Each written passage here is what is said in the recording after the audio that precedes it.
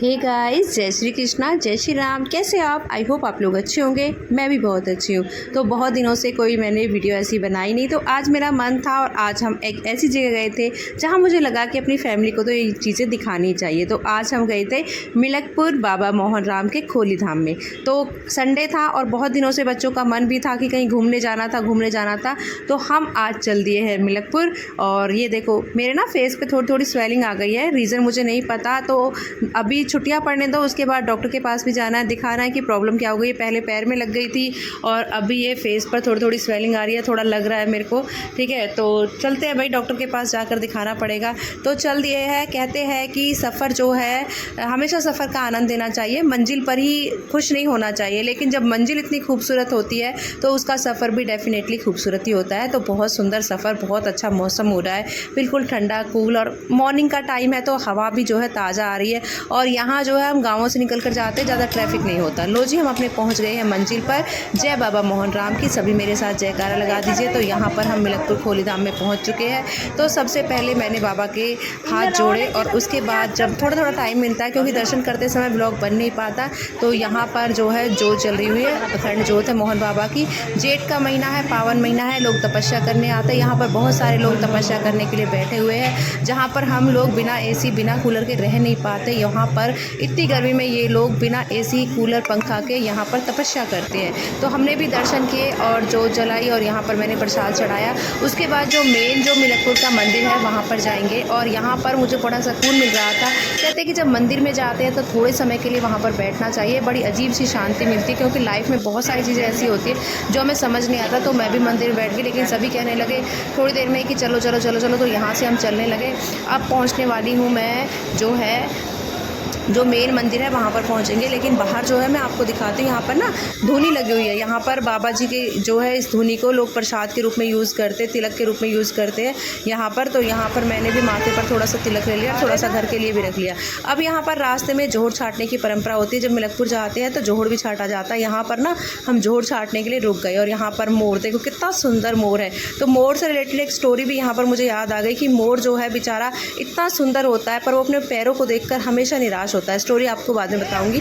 तो यहाँ पर मैं भी जोहड़ छाटने के लिए लग गई। यहाँ पर मैंने जोहड़ छाटा और जगहरी भरी। यहाँ पर जोहड़ छाटने के बाद कहते हैं कि मनोकामना का धागा भी बांधा जाता है। तो हमने जो कलावा लिया था मनोकामना का, उस धागे को मैं बांधना शुरू कर देती हूँ। बट क्या होता है मेरे साथ हमेशा ऐसे ही होता है, जब भी मैं इस कलावे को बांधना शुरू करती हूँ ये कलावा हमेशा छोटा पड़ जाता है। तो आज भी ऐसा ही हुआ। जैसे ही मैं कलावा बांधना शुरू करती हूँ, क्योंकि हमने यहाँ से ही कलावा खरीदा था, तो कलावा बांधना शुरू करती हूँ तो ये कलावा जो है छोटा पड़ गया।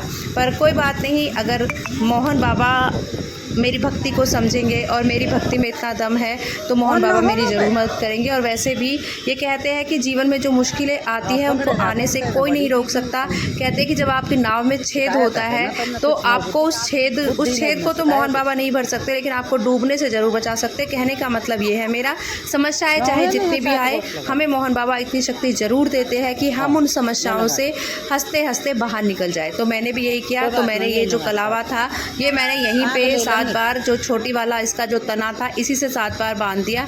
भाई मनोकामना तो अपनी पूरी करवानी है मोहन बाबा से, तो मैंने यही एक ट्रिक अपनाई और मैंने यहाँ पर 7 बार जो है कलावा बांध दिया। और इसके बाद जो है हम मेन मंदिर की तरफ चलते हैं। तो यहाँ पर हम पहुँच गए हैं मेन मंदिर की तरफ। और आप देख सकते हो कि सभी का थोड़ा थोड़ा गर्मी में बुरा हाल होने लगा है और सभी परेशान हो चुके हैं। तो मोहन बाबा के यहाँ पर हम पहुँच चुके हैं और यहाँ पर जो है झंडे भी बिक रहे हैं। माहिर बार बार मुझे कह रहा है कि आपको यहाँ से ये लेना चाहिए, ये निशान लेना चाहिए मोहन बाबा का, तो ये भी लेंगे हम। बट अभी मैं जो है यहाँ से प्रसाद खरीदती हूँ, क्योंकि वहाँ पर जो प्रसाद खरीदा था उस प्रसाद को मैंने चढ़ा दिया जगह जगह। अब यहाँ से प्रसाद लिया और अब हम पहुँच जाते हैं दर्शन करने के लिए। तो देखिए बच्चे जो है सभी पैदल हैं और यहाँ पर धूप के कारण जो है रास्ता गर्म हो रहा है, तो सभी जल्दी जल्दी भाग रहे हैं ऊपर की तरफ। मैं भी चल देती हूँ ऊपर की तरफ। और रास्ते में जो है कुछ लोगों ने भंडारे वगैरह का आयोजन किया हुआ था, क्योंकि लोग जो है जेठ में बहुत धर्म कर्म करते हैं। और भंडारे की पूरी सब्ज़ी तो आप सभी ने खाई होंगी कि कितनी टेस्टी होती है भंडारे की पूरी सब्ज़ी। हम कितनी कोशिश कर ले घर पे बनाने की, लेकिन नहीं बनती। तो मेरा भी बड़ा मन था, लेकिन कहते हैं कि भंडारे में जो है खाना नहीं चाहिए, बिना दान किए तो बिल्कुल नहीं खाना चाहिए। तो दान करके तो खा सकते हैं, बट ये लोग बोल रहे हैं कि बिल्कुल नहीं, ये गरीबों के लिए लगा होता है, तो इस भंडारे में तुम्हें बिल्कुल नहीं खाना। और उसके बाद हम मंदिर पर ऊपर पहुँच जाते हैं। तो यहाँ पर देखो कितना सुंदर, कितना पावन दृश्य है, मतलब दिल जो है गदगद हो जाता है। यही तो चाहिए जीवन में, यही सुकून तो चाहिए।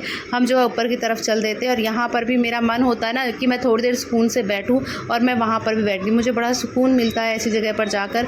पता नहीं लोग मांगने के लिए जाते हैं या किस लिए जाते हैं, मुझे नहीं पता, पर मैं मांगने के लिए नहीं जाती, क्योंकि मैं कोशिश भी करूँ तो मैं मांग नहीं पाती। बस भगवान से यही दुआ है कि जो मेरे पास है इसको बनाए रखो, हंसी खुशी रखो, परेशानियों से निपटने की ताकत देते रहो, और बड़ा सुकून आपके चरणों में मिलता है। अपने चरणों से कभी दूर मत करना।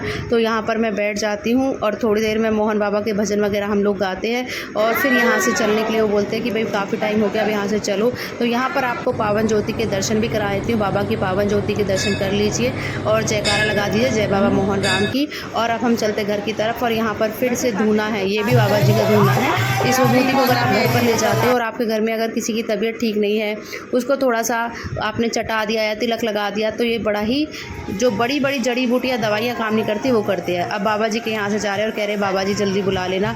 तो एक बार फिर से मैं मोहन बाबा से कहती हूँ कि ऐसे अपनी कृपा हमारे ऊपर बनाए रखना, और जल्दी हमें एक बार फिर से बुला लेना। और यहाँ पर जो है, यहाँ पर आप देख सकते हो कि भजन हो रहे हैं, भजन कीर्तन कर रहे लोग। जैसा कि मैंने आपको शुरुआत में बताया था कि जेठ का महीना बड़ा पावन होता है, क्योंकि इसमें गर्मी जो इतनी कड़क गर्मी पड़ी होती है ना, तो लोगों को लगता है कि जितने तप किए जा सके उतने तप कर लो यहाँ पर अपने पापों को काटने के लिए और भगवान का नाम लेने के लिए।